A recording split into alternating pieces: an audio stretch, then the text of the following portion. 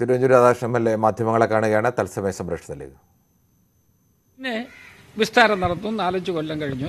12 നടന്നതല്ലേ, ഇപ്പോൾ 22ആയി. 10 കൊല്ലം കഴിഞ്ഞു. 10 കൊല്ലം കഴിഞ്ഞപ്പോൾ ഒരു കോടതി ഒരു വിധി പ്രഖ്യാപിച്ചു. എനിക്കതിനെക്കുറിച്ച് ഒന്നും പറയാനില്ല. ഞാൻ കോടതിയുടെ വിധിയെ വിമർശിക്കുന്ന ഒരു വ്യക്തിയല്ല. അതേസമയം ഇതിനെ സംബന്ധിച്ച് അപ്പീൽ കൊടുക്കുമെന്ന് ഇവിടെ മരിച്ചുപോയ ശ്രീ ബേബിയുടെ ബ്രദർ ഇന്ന് മാധ്യമങ്ങളിൽ പറഞ്ഞിട്ടുണ്ട്. അതിൻ്റെ വഴി നടന്നോട്ടെ.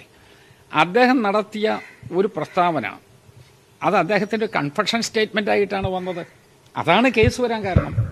നമ്മളാരെങ്കിലും കേസെടുത്ത് ഉള്ളിൻ്റെ തലയെ വെച്ചു കൊടുത്താണോ? അല്ലല്ലോ.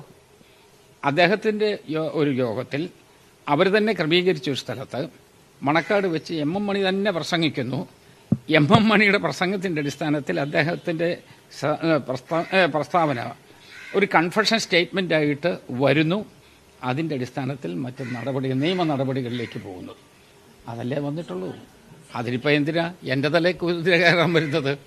അദ്ദേഹത്തിൻ്റെ ഒരു സ്വഭാവ വൈശിഷ്ട്യവും അദ്ദേഹത്തിൻ്റെ കഴിവുകളും അത് അദ്ദേഹത്തിൻ്റെ കയ്യിരുന്നോട്ടെ. അതൊന്നും മറ്റുള്ള ആളുകളുടെ മേൽ പതിച്ച് നടത്താൻ ശ്രമിക്കുകയേ വേണ്ട. പിന്നെ എം മണിയുടെ ഒരു സാധാരണ സ്വഭാവമുണ്ട്. ആരോടെങ്കിലും ഇഷ്ടമല്ലെങ്കിൽ അവരെ അങ്ങ് അവമാനിക്കുക. എനിക്ക് എം മണി ആയതുകൊണ്ട് ജനങ്ങൾക്ക് അറിയാം എൻ്റെ ഭാഗത്താണ് നീതിയെന്ന്. ഒരു ഭാഗത്ത് എം മണിയും മറുഭാഗത്ത് ഞാനും ആക്കാൻ വേണ്ടിയുള്ള പരിശ്രമം അദ്ദേഹം നടത്തിക്കൊണ്ടിരിക്കുന്നത്. പക്ഷെ ജനങ്ങൾക്ക്, കേരളത്തിലെ ജനതയ്ക്കറിയാം എം മണിയുടെ നാക്ക് എവിടെ, എൻ്റെ പ്രവർത്തനം എവിടെ. രണ്ടും ജനങ്ങളുടെ മുമ്പിൽ അവർ വിലയിരുത്തും. കോടതി കുറ്റവിമുക്തനാകുമ്പോൾ സ്വാഭാവികമായിട്ടും അദ്ദേഹത്തിന് നീതി ലഭിച്ചു എന്നുള്ള രീതിയിലാണ് വിവരിക്കപ്പെടുന്നത്. 10 കൊല്ലത്തിന് ശേഷമല്ലേ. അതിനാരൊക്കെയാ അവിടെ പോയി കോടതി പോയെന്നൊന്നും എനിക്കറിയില്ല. നമ്മളുടെ ജോലി അന്നേ തീർന്നു. നമ്മളുടെ ജോലി എന്താ? ഒരു എം മണിയുടെ ഒരു കൺഫഷൻ സ്റ്റേറ്റ്മെൻറ്റ്, അതും ക്രൂരമായ ഒരു കൊലപാതകത്തെ സംബന്ധിച്ചുള്ള അദ്ദേഹത്തിൻ്റെ തന്നെ കൺഫഷൻ സ്റ്റേറ്റ്മെൻറ്റ്. ആ സ്റ്റേറ്റ്മെൻറ്റില്ലെന്ന് അദ്ദേഹം പറയട്ടെ. ആ കൺഫഷൻ സ്റ്റേറ്റ്മെൻറ്റിന് മേൽ കേസെടുത്തു. നീതിന്യായ കോടതിയിൽ 10 കൊല്ലം ആ കേസ് നടന്നു. അതിനുശേഷമല്ല, 10ാം കൊല്ലത്തിന് ശേഷമല്ല അദ്ദേഹത്തിന് ഈ വർത്തമാനമൊക്കെ പറയുന്നത്. എനിക്കതിനെക്കുറിച്ചൊന്നും തർക്കമില്ല. ഉപ്പ് നിന്ന് പറഞ്ഞ് വെള്ളം കുടിക്കും, അതുതന്നെ. എനിക്കതിനേക്കാൾ അപ്പുറത്തൊന്നും പറയാനില്ല. ഈ കോൺഗ്രസിലെ പ്രശ്നങ്ങൾ, ഈ തോൽവികൾക്ക് ശേഷം കെ.സി. വേണുഗോപാലിന് ഉൾപ്പെടെ ഉള്ളവർക്കെതിരെ വലിയ രീതിയിലുള്ള ആരോപണങ്ങളൊക്കെ വരുന്നുണ്ട്. സമൂഹ മാധ്യമങ്ങൾ ഉൾപ്പെടെ വലിയ രീതിയിലുള്ള പ്രചാരണങ്ങൾ വരുന്നു. എന്താണ് അതിൽ വീണ്ടും കോൺഗ്രസിനുള്ളിൽ പ്രശ്നങ്ങളാണോ? ഞാൻ കോൺഗ്രസിനകത്ത് ഒരു പ്രശ്നം അങ്ങനെ അനിയന്ത്രിതമായി ഉണ്ടാകുമെന്ന് പ്രതീക്ഷ എനിക്കില്ല. ഇതെല്ലാം സമാധാനപരമായിട്ട് പോകും. തെരഞ്ഞെടുപ്പിൽ ഞങ്ങൾക്കൊരു സെറ്റ് ബാക്ക് ഉണ്ടായി, സത്യമാണ്.